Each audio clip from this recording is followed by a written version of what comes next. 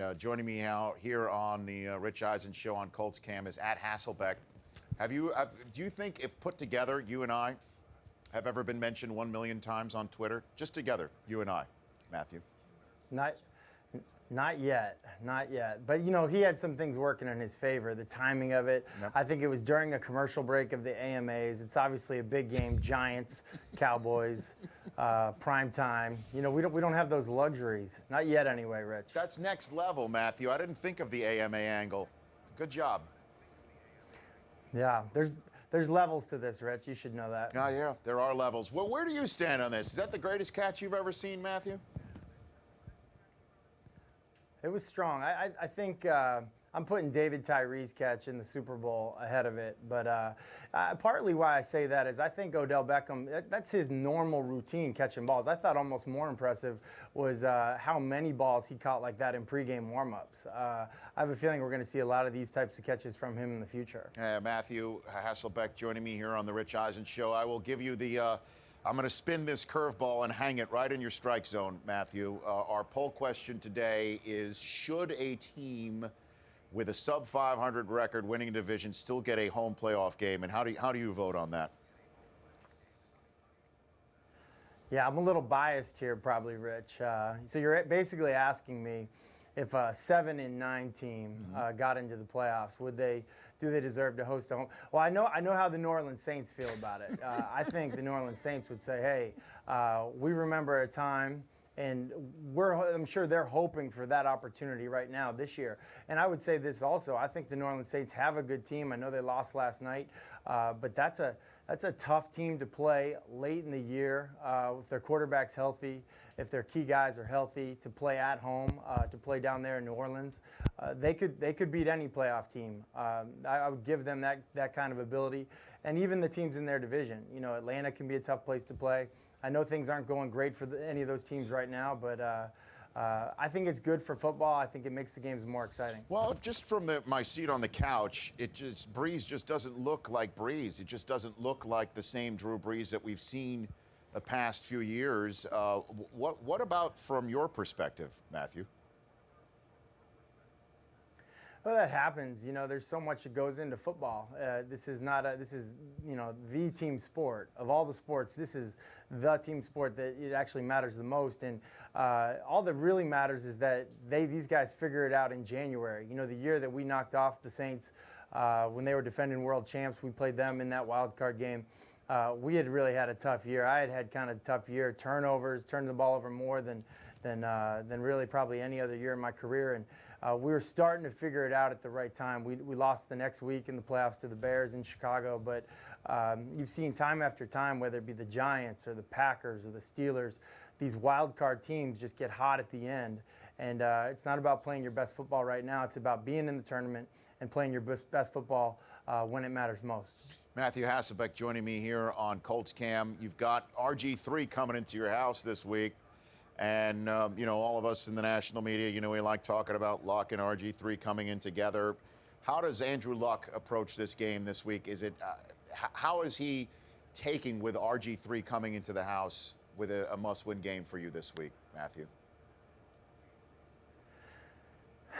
Yeah, well, you know, for us, especially Andrew, you know, we've spent the last few hours here today not worrying about who their quarterback is. We've been worrying about Jim Haslett and all the stuff that they've been doing defensively. This is a team that's young. They've been banged up. They've had a lot of issues. Some of those issues have been on offense or special teams, but Jim Haslett's a guy that's gotten creative. He's found ways to kind of surprise you on game day with different blitz schemes, different coverages. And it gives you a lot to prepare for. You know, in the games that they won, they did a nice job getting after the quarterback, particularly the Dallas game. They got after Tony Romo, did a nice job against a talented offense, talented team.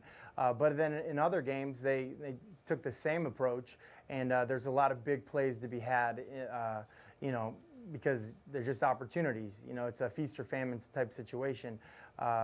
and you see some big plays against teams like Tampa and, just, some of the teams that they've had this year. So we got to be on it. We got to be ready. They're well coached, and defensively, we got to be ready for anything they bring this Sunday. Well, I wanted you to say something along the lines that he's going to make sure he's going to stick a $5 foot long where the sun don't shine or something like that, Matthew. I'm looking for that sort of bulletin board material out of Andrew Luck and you.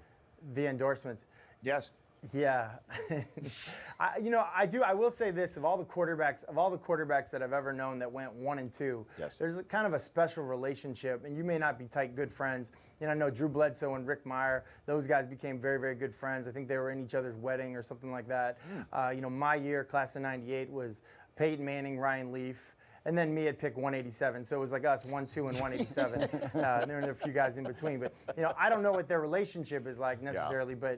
But you're forever linked to those guys a little bit. And I'm sure Andrew has a respect just with Robert. I'm sure there's a respect. And you play the what-if game sometimes. But I really do think that this was the perfect fit for Andrew Luck, being here in Indianapolis, following Peyton.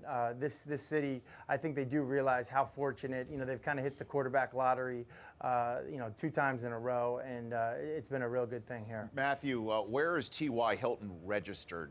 Can you help us? We want to send a baby gift. You got any help for me here? I will find out. I will tweet that. T.Y. Hilton, we convinced him to get on Twitter last year. And we had to, he was a retweeting fool early on. We had to slow him down just a little bit, but we don't want to slow him down as a wide receiver. The guy's amazing. Obviously, his wife had the baby at 5:30 in the morning on Sunday. He wasn't even out there for pregame warm-ups. Like, we're out there for pregame, and we're, like, missing a guy. We're like, man, who are we missing? I feel like we're missing a guy, and we're missing T.Y. Like, he didn't even come up to warm up. I went out to him like, hey, man, make sure you're stretched out, make sure you're loose. And he just kind of had that look like, hey, man, I got no sleep. That's the least of my worries. But he balled out for us, 4 catches for 100 and who knows how many yards. And, that touchdown there, he really kind of put the game away, put our defense in a good situation, made them one-dimensional the rest of the day. And I can't say enough good things about T.Y. Hilton. Great person, great teammate, great player. How about getting Luck on Twitter? Or is he still on that flip phone, Matthew? He's on the flip phone, but I saw recently where Jerry Jones is using a flip phone and Robert Kraft is using a flip phone. Too. So maybe that's what the rest of us should be doing. Maybe we should all go back to the flip phones. Maybe that's the secret. I don't know. No, I think he won't be on Twitter.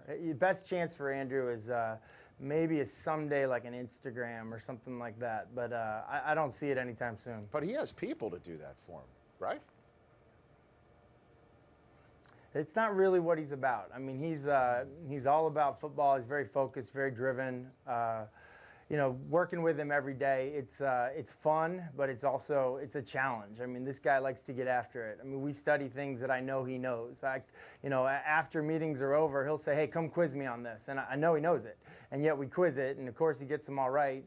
And if there's time, if we're playing like a primetime game, a night game, he'll say, hey, you want to quiz me one more time? I mean, he's really he's impressive, and he really sets the tone. Whether you're a quarterback or you're a defensive back or you're an offensive lineman, it's great to just watch his work ethic and watch how he prepares and watch how he leads by example. And it's no mistake why he's made three Pro Bowls in his first 3 years, on his way to his 4th.